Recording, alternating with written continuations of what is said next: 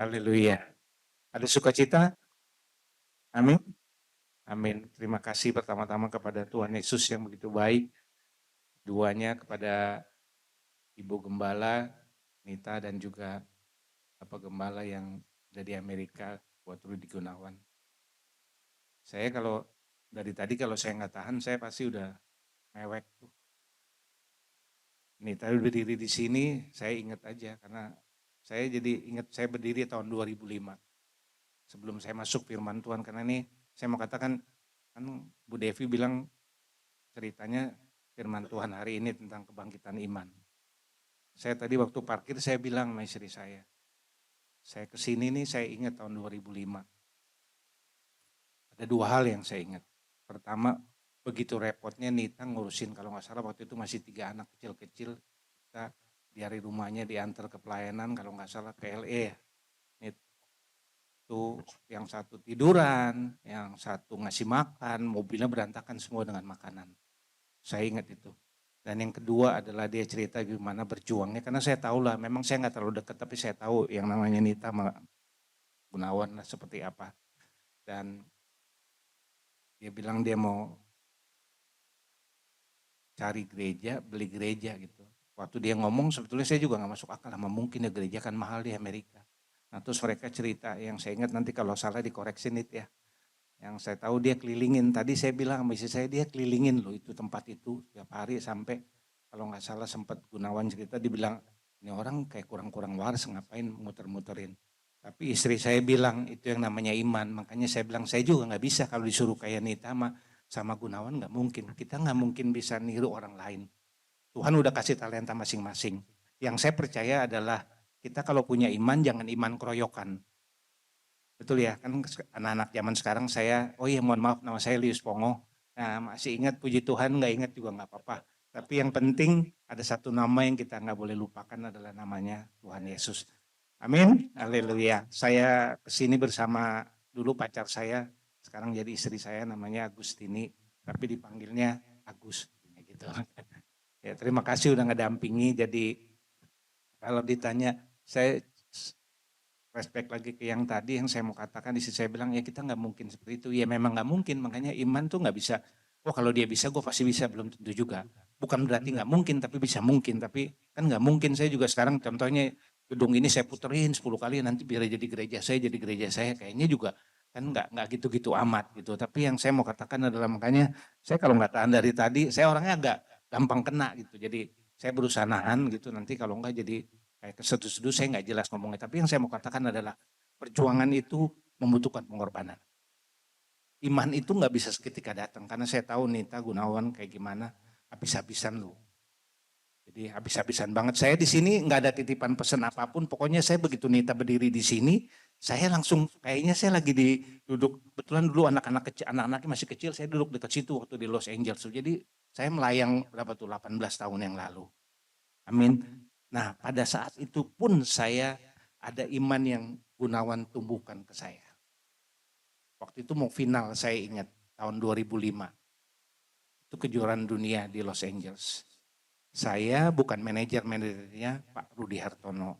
Tapi kan saya harus ada di lapangan. Gunawan bilang gini, dia panggil saya mungkin jangan kaget ya. Ada bahasa Manado, ada bahasa Jawa soalnya. Nyong itu kalau bahasa Manado kan panggilan akrab. Nah itu cuman yang tahu yang teman dekat saya. Nyong bahasa Tegal tuh saya gitu kan. Ada yang bilang, wetenge wis kencot, nyongnya wis lapar gitu, sudah lapar. Yang saya mau katakan adalah Gunawan bilang gini, Nyong lu gak usah datang ke lapangan. Mendingan lu ikut ke sini. Pas waktu itu udah perjamuan kudus.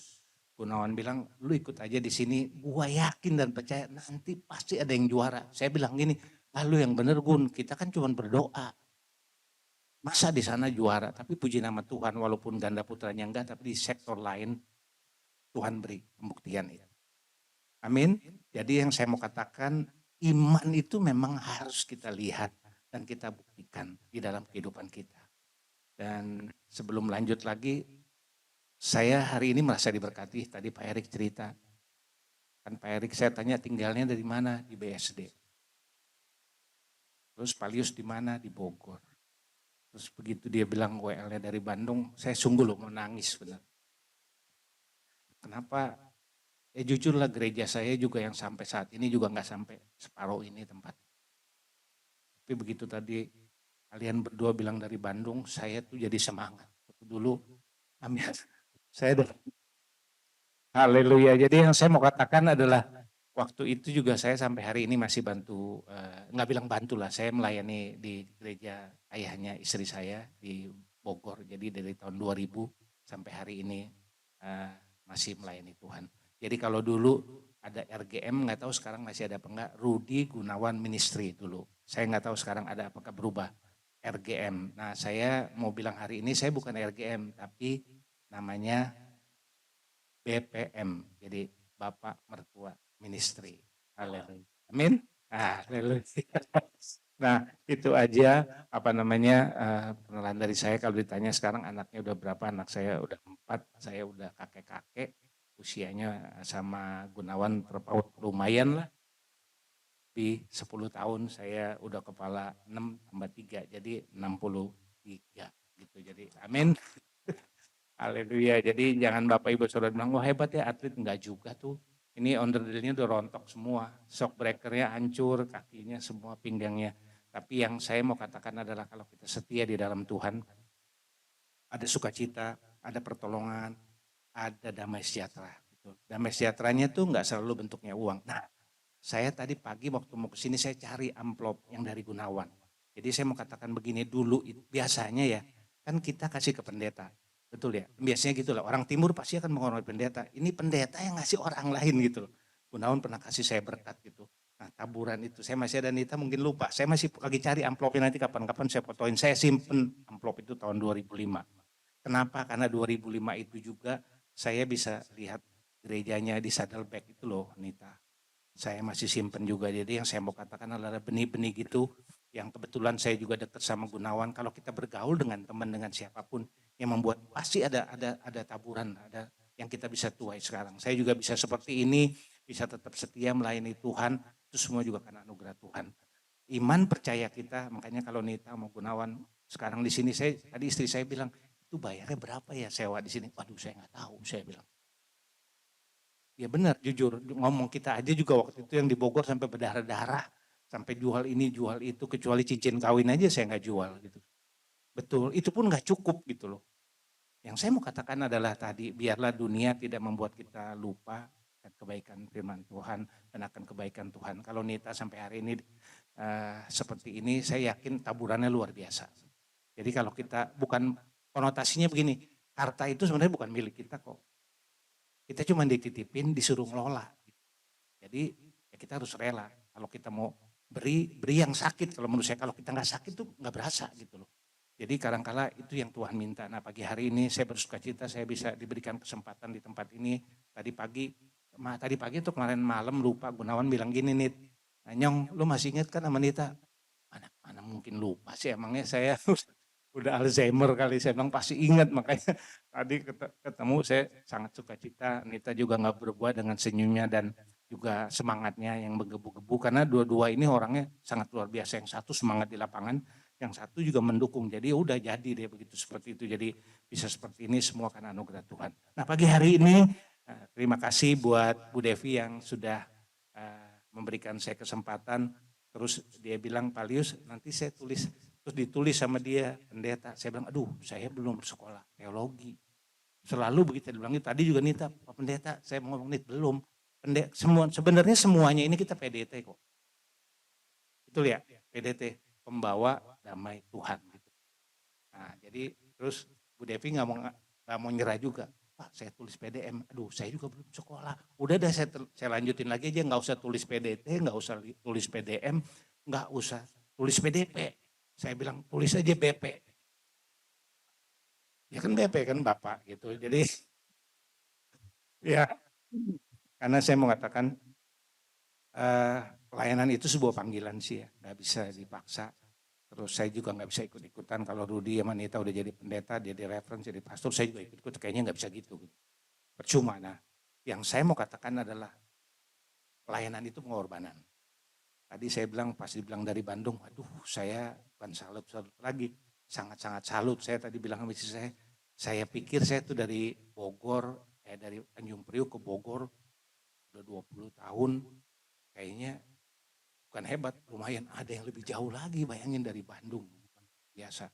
Ya tetap melayani Tuhan dan saya mau katakan yang kita layani Raja. Jadi saya bilang sama Devi, Manita, terima kasih banyak. Saya sangat bangga untuk melayani di tempat ini karena saya melayani Raja, Sang Raja. Gitu. Jadi bukan pelayanan apapun menurut saya semua nggak ada apa-apanya lah dibanding dengan kebaikan Tuhan. Jadi terima kasih banyak buat kesempatan yang diberikan. Nanti kalau kesaksian lamaan, ya. Jadi yang saya mau katakan siang hari ini mengenai kebangkitan dan iman. Tadi juga bilang kan kita hidup karena mata kita tertuju kepada Tuhan. Kebangkitan dan iman. Saya coba lihat-lihat, kebangkitan itu adalah sebuah konsep tentang kehidupan kedua setelah kematian. Jadi nggak mungkin orang bangkit kalau nggak mati dulu. Kita semua juga pada saat masih hidup di yang lama kan kita dibaptis, ditenggelamkan, kemudian dibangkitkan dan jadi hidup yang baru. Nah, puji nama Tuhan tadi sungguh luar biasa. 3 bulan, 3 jiwa. 6 bulan, 6 jiwa. 12 bulan, 12 jiwa. Biarlah kita semua saling mendukung karena pelayanan nggak mungkin bisa sendiri, Nita sendiri, WL sendiri, Pak Erik sendiri, semua di sini.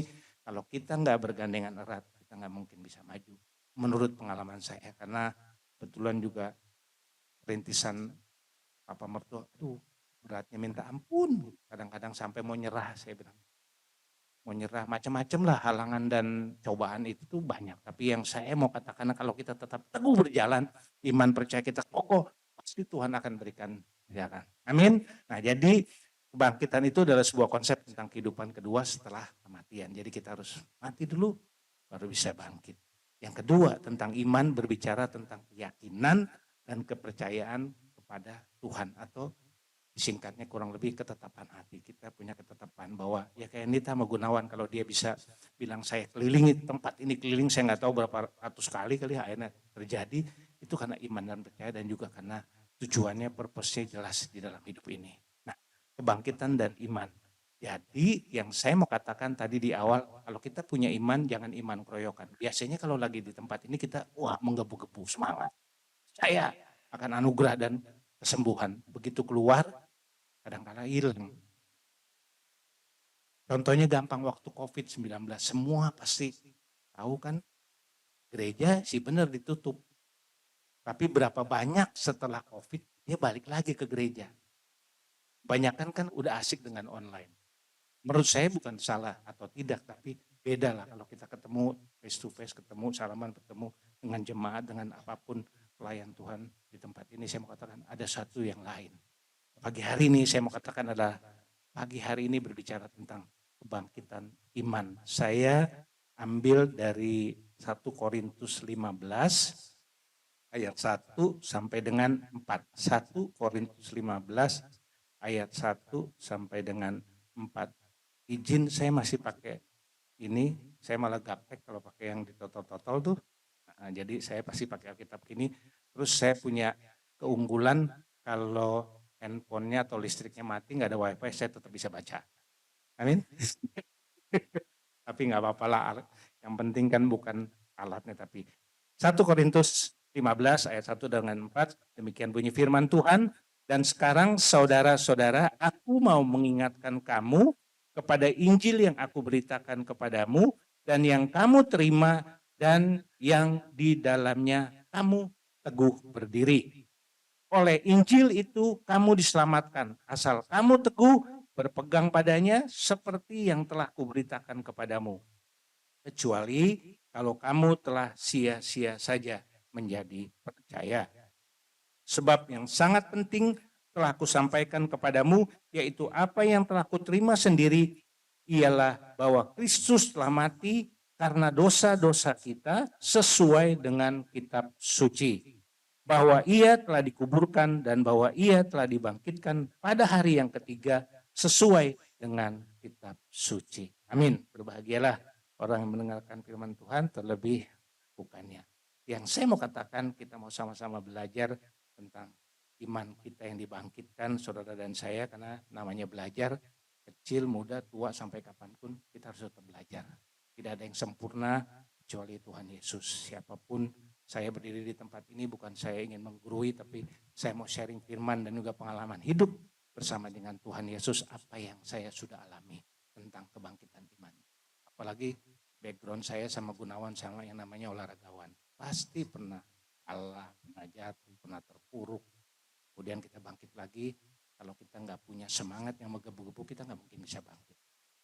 Itu juga dengan semua yang mungkin ada di sini yang nggak pernah kena COVID, angkat tangan. Wah, puji Tuhan. Waduh, yang Amerika malah nggak kena. Jadi yang saya mau katakan adalah kalau hari ini kita bisa beribadah di tempat ini semua karena anugerahnya Tuhan. Jadi yang saya mau katakan adalah 1 Korintus 15 ayat 1 dengan 4. Karya keselamatan yang dikerjakan oleh Tuhan Yesus tidak hanya berhenti sampai pada kematiannya. Beberapa minggu yang lalu kita merayakan Paskah dan kebangkitannya. Tetapi saya mau katakan bukan berhenti di Golgota, di kayu salib. Tapi pada hari yang ketiga dia bangkit. Itulah yang menjadi dasar iman percaya. Kalau Tuhan tidak bangkit, dasar kita apa jadi orang Kristen? Biarlah pagi hari ini saya mengatakan kebangkitan Kristus menjadi peristiwa yang sangat penting dalam hidup saudara dan saya. Saya juga bisa ditolong Tuhan seperti ini. Saya bisa berkata Tuhan yang saya sembah adalah Tuhan yang hidup. Itu semua juga karena pengalaman hidup dan juga ada proses. Seringkali kita ingin bangkit, tapi kita nggak mau bertindak. Kita nggak mungkin bisa bangkit kalau kita tidak bertindak. Nah, kebangkitan Kristus menjadi peristiwa yang sangat penting bagi orang-orang yang percaya karena iman Kristen bersandar pada hal tersebut. Pagi hari ini saya mau katakan oleh kebangkitannya di ayat yang ketiga bagian akhir, oleh kebangkitannya kuasa maut dan dosa telah dipatahkan.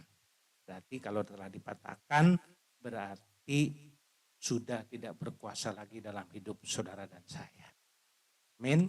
Kita sih masih hidup di dunia, pastilah kita nggak ada yang suci kan. Tapi kalau kita mau bertindak, mau berubah hari lepas hari akan jadi kebiasaan. Kalau kita kebiasaan kita setiap hari berdoa, kita juga akan berdoa.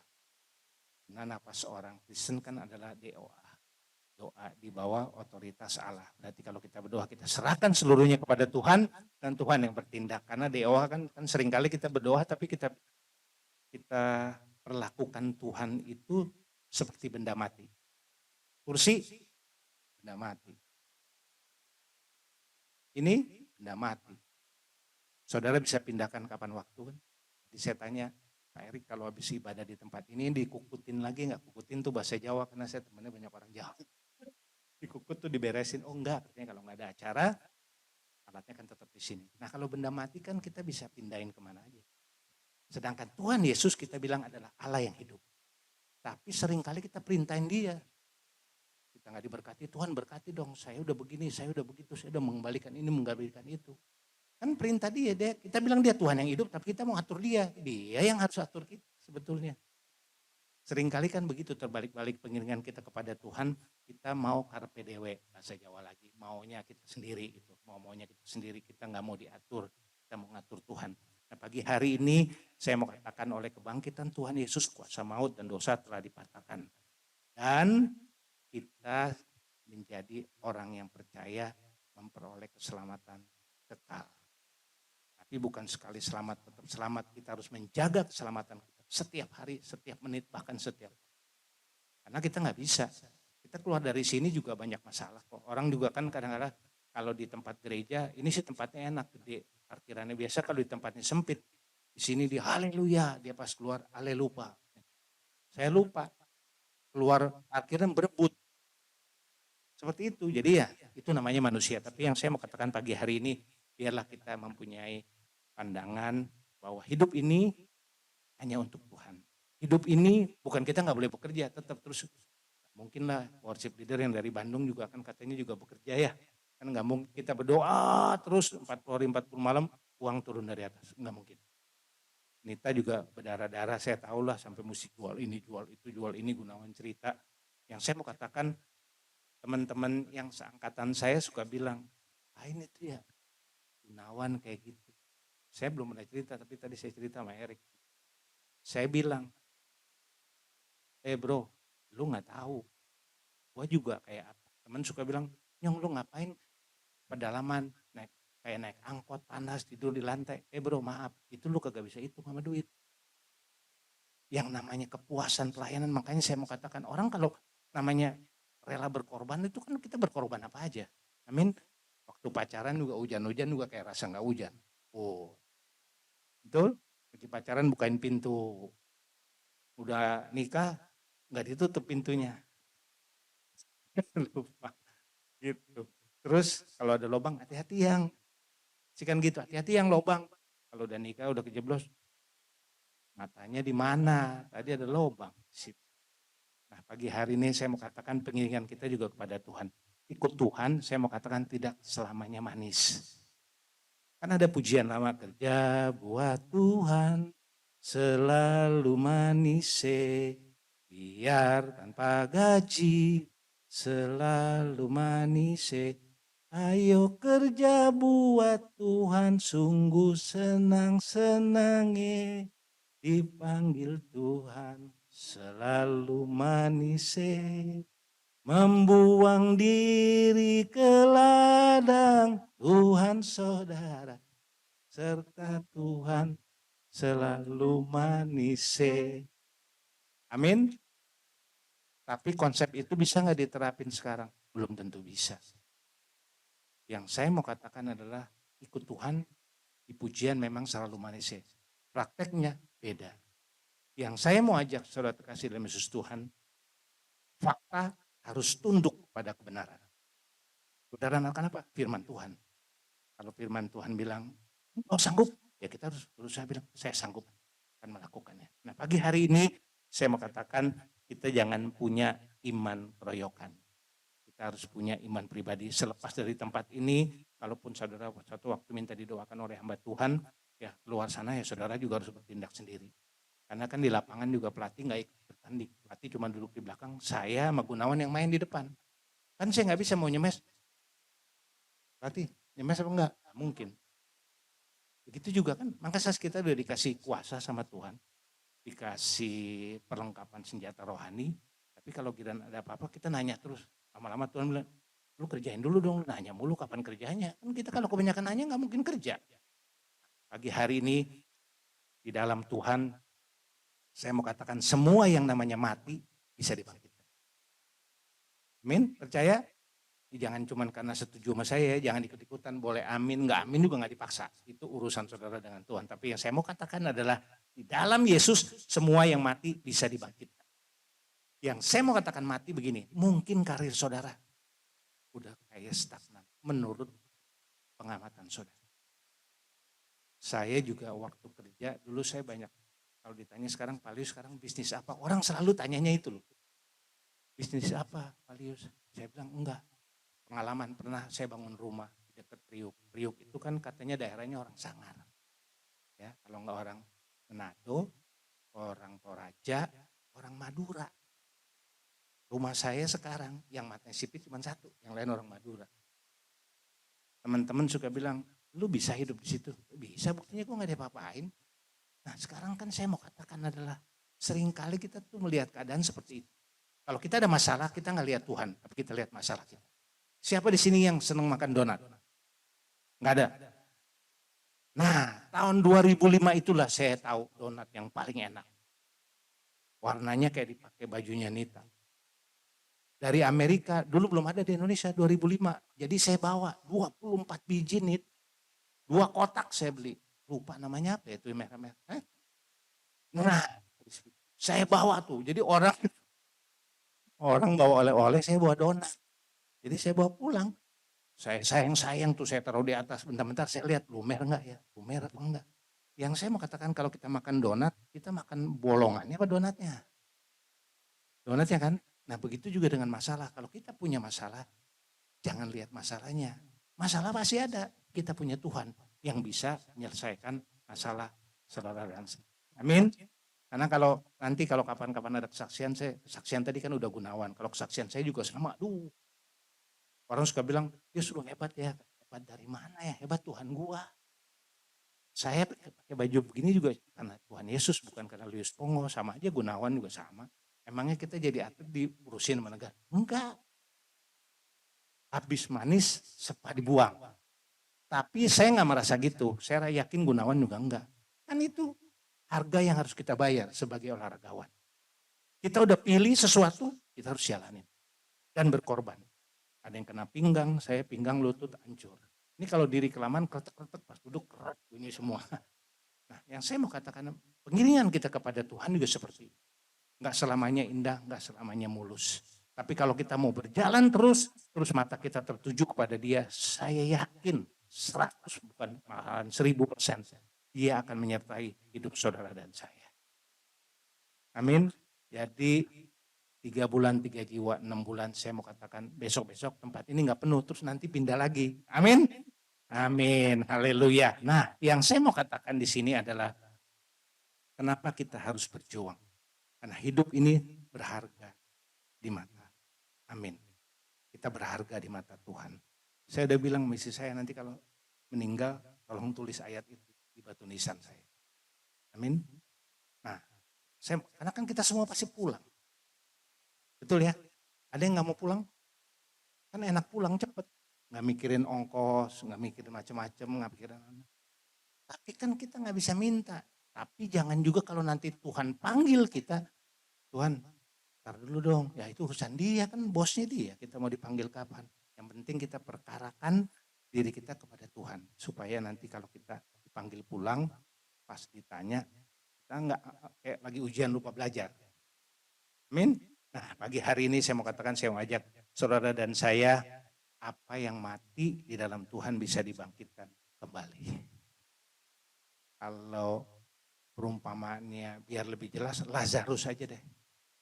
Bayangin, udah meninggal 4 hari. Tapi kuasa Tuhan bisa membangkitkan dia lagi. Jadi kalau hari ini karir saudara, mungkin pernikahan saudara lagi goyang, ya mungkin pakunya mesti nancepnya lebih kuat lagi. Karena main bulu tangkis juga gitu, kalau kakinya goyang ngambilnya nggak bisa bagus. Di dalam Tuhan juga seperti itu, kalau kita ngiring Tuhannya setengah-setengah, begitu ada masalah goyang. Kita akan goyang. Nah kalau goyang berarti kita nggak center lagi berdirinya, kita nggak bisa lihat Tuhan dengan jelas di dalam hidup ini. Karena terlalu banyak distraksi, terlalu banyak gangguan kiri dan kanan. Yang saya mau katakan pagi hari ini, kalau Lazarus saja 4 hari dibangkitkan, apalagi saudara dan saya. Nah, saya kasih contoh lagi, ada beberapa contoh biar kita sama-sama, karena contoh ini juga buat saya kan kalau pada saat saya sampaikan firman Tuhan, juga pedang bermata dua buat saudara, juga buat saya. Nah, contohnya adalah Petrus. Petrus adalah seorang penakut, tapi Tuhan bisa ubahkan jadi seorang penginjil yang penuh kuasa. Ada teman saya juga pemain bulu tangkis, Gunawan juga tahu. Sampai hari ini dia kalau sama orang yang gede, sama siapapun dia nggak takut. Takutnya cuma apa? Kalau lampu dimatiin dia takut. Jadi kalau tidur sama saya, lampunya harus hidup. Nah, Petrus yang penakut aja bisa Tuhan ubah, Tuhan bangkitkan. Iman percaya menjadi orang yang bertobat. Bayangin 1 kali khotbah 3.000 orang bertobat. Apakah kita bisa seperti dia? Itu urusan Tuhan. Tapi yang saya katakan, kalau kita punya keyakinan, Tuhan bisa bangkitkan iman saudara. Bisa merubah juga hidup saudara. Yang katakan amin, yang setuju atau enggak setuju, silakan aja. Saya enggak akan ngomongin, katakan amin yang setuju, kan bisa aja ada yang enggak setuju. Yang saya mau katakan, kalau Petrus penakut dijadikan penginjil, Thomas. Seringkali kan kita jadi orang juga ragu-ragu. Enggak berani bertindak, enggak berani ini, enggak berani itu, bimbang. Bisa diubah menjadi seorang misioner yang beriman. Di dalam olahraga juga kalau kita udah masuk di lapangan, kita ragu-ragu kayak tadi, mau nyemes apa enggak, bolanya keburu jatuh duluan. Di dalam hidup ini juga begitu, kalau kita banyak bimbang, nggak percaya, nggak taat, nggak percaya, udah bolak-balik iman kita cuman levelnya di situ aja. Salah enggak ya, kita semua juga orang juga main bulu tangkis juga nggak bisa langsung hebat.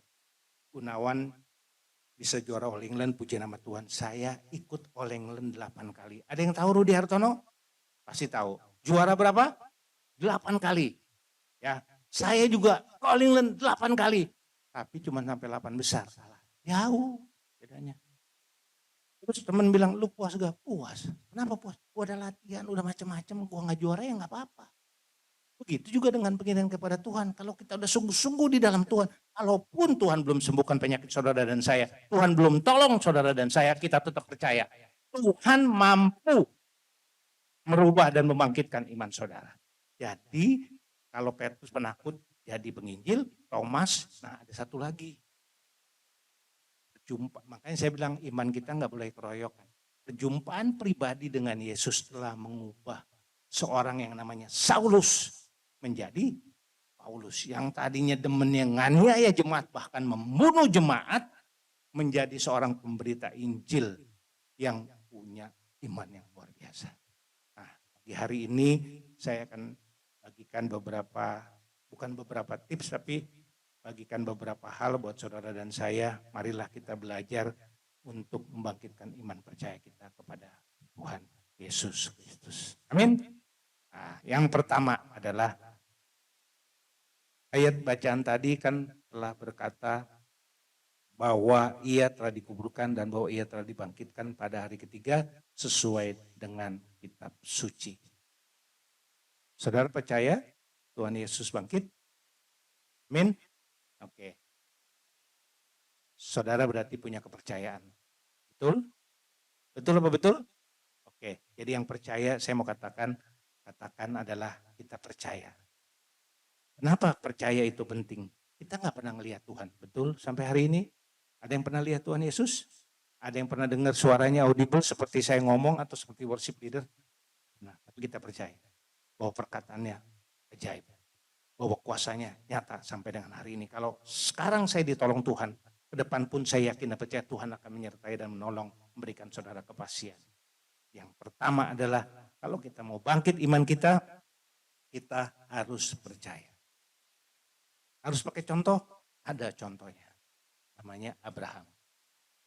Bapak Abraham. Bayangin, dia kan disebut juga Bapak orang beriman. Amin. Bapak orang beriman berarti dia punya iman yang luar biasa.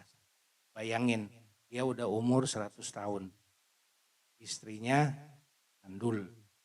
Tapi Tuhan bisa buka rahim istrinya, kemudian dia punya anak. Sebenarnya nggak ada dasar untuk berharap.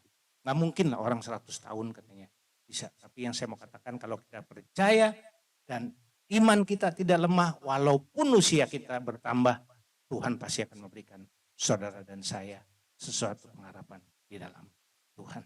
Tinggal kata kuncinya kita mau percaya nggak? Percayanya 100% apa 99%? Pada saat saya dilatih sama pelatih almarhum namanya Tahir Jide, saya juga nggak tahu apakah saya bisa kuat larinya. Sampai hari ini mungkin lari saya lumayan kuat, skipping saya lumayan kuat, tapi kalau smash saya kalah sama Gunawan. Gunawan tinggi, nyemesnya pasti lebih kencang dari saya. Yang saya mau katakan pada saat saya dilatih, saya nggak tahu loh saya bisa jadi seperti apa.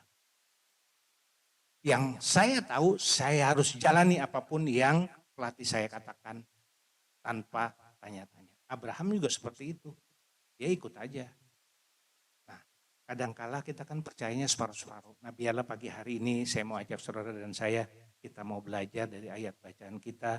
Kalau Yesus sudah bangkit, berarti kalau sekarang iman kita lagi lemah, optimisme kita lagi rendah, mari kita bangkitkan. Kita percaya Tuhan sanggup membangkitkan iman percaya saudara.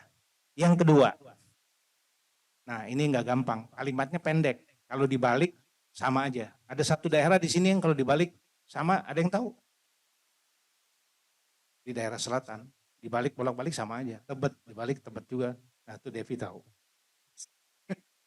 Orang timur tadi waktu kata Pak Erik, istri saya temennya Nita, saya tahu pasti rumahnya daerah timur. Kenapa? Karena Nita tinggalnya di daerah timur. Kenapa saya tahu Nita di daerah timur? Karena dulunya saya tahu waktu pacaran sama Gunawan. Nah pengiringan kita kepada Tuhan juga begitu, jangan cuma tahu, tapi kita harus tahu siapa Tuhan Yesus. Jangan cuma memiliki iman, tapi kita harus beriman kepada Tuhan Yesus Kristus. Kalau yang percaya, yang pertama percaya, yang kedua adalah kalau kita mau bangkit iman kita harus taat. Taat pada apa? Ada firman-Nya. Contoh lagi dari Abraham lagi. Dari Kejadian 12 ayat 1, pada saat dia disuruh keluar dari tanah, bayangin disuruh keluar dari tanah kelahirannya, Dia nggak nanya apapun. Istilahnya, makanya kan ada ayat, kita harus seperti prajurit, olahragawan, sama petani. Sebenarnya agak mirip-mirip semua. Prajurit itu biasanya taat sama komandannya. Disuruh apapun, dia ikut. Kita juga kalau punya komandan namanya Tuhan Yesus, itu kita harus taat kepada Tuhan. Kita ini sebenarnya Kopassus, komando pasukan Yesus. Keren ya? Keren. Tapi kalau ada masalah jangan lari, Kopassus nggak mungkin lari. Jadi bukan komando pasukan susu, tapi komando pasukan Yesus. Nah, yang saya mau katakan kalau taat Abraham aja disuruh pergi. Kalau saudara baca di ayat pertama, itu nggak diomongin. Bukan ayat 2 diomongin dulu baru ayat 1. Kan di ayat 1 dulu, baru ayat 2. Jadi kita nggak tahu seperti apa, tapi Abraham intinya adalah percaya dan taat kalau kita mau bangkit. Yang ketiga, nah ini adalah berbicara tentang ketekunan. Untuk menjadi seorang pemenang, prosesnya tidaklah sangat mudah. Harus berdarah-darah. Tanpa salib, nggak mungkin ada mahkota. Tanpa berdarah-darah, nggak mungkin ada sesuatu yang bisa dicapai. Bisa juara All England itu nggak gampang. Sampai hari ini juga masih susah. Ada orang yang bisa 7 kali, kok Rudi sampai 8 kali, kok Suking kalau nggak salah 5 kali. Itu nggak mudah. 1 kali aja susah, apalagi berkali-kali. Nah, di dalam Tuhan, kalau kita mau bangkit iman kita, iman percaya kita, kita harus tekun di dalam Tuhan. Tekun di dalam Tuhan dengan kata lain, tekun itu adalah setiap hari kita lakukan. Dulu saya kalau latihan suka ditembakin supaya saya jadi kebiasaan.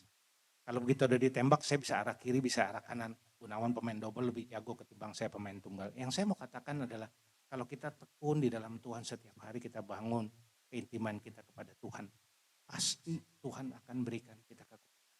Puji nama Tuhan, istri saya juga banyak dukung saya. Makanya betul juga sih ya kalau dibilang istri itu seorang penodong apa penolong? Penolong. Dibuatnya dari apa? Rusuk. Makanya kalau rusuknya rada panjang, itu nggak enak nyodok. Ya, rusuk itu harus pas, jadi nggak nyodok kiri kanan. Yang saya mau katakan di sini adalah hidup dalam keluarga juga begitu. Bohong lah di antara tempat sini semua kalau ini udah berkeluarga bilang, oh saya nggak pernah cekcok, saya nggak percaya. Bayangin cek sama cok suruh cocok nggak mungkin. Ada juga cekcok, pasti cekcok terus. Nah, pagi hari ini saya mau katakan siang hari ini, mari kita belajar percaya sepenuhnya kepada Tuhan, belajar taat. Dan ketiga, kita tekun di dalam Tuhan. Yang tadinya iman kita bimbang, mari kita bangkitkan iman kita untuk semakin teguh, semakin teguh, semakin teguh. Sehingga kita beriman kepada Tuhan. Kalau kita beriman berarti apapun yang Tuhan suruh, saya akan kerjakan. Kalaupun di dalam hidup ini saya belum menerima apapun, saya tetap percaya. Tanpa alasan apapun, Tuhan yang saya sembah, Tuhan Yesus adalah Allah yang luar biasa. Dan biarlah kehendak Tuhan yang jadi di dalam hidup saudara dan saya, bukan kehendak saya yang terjadi.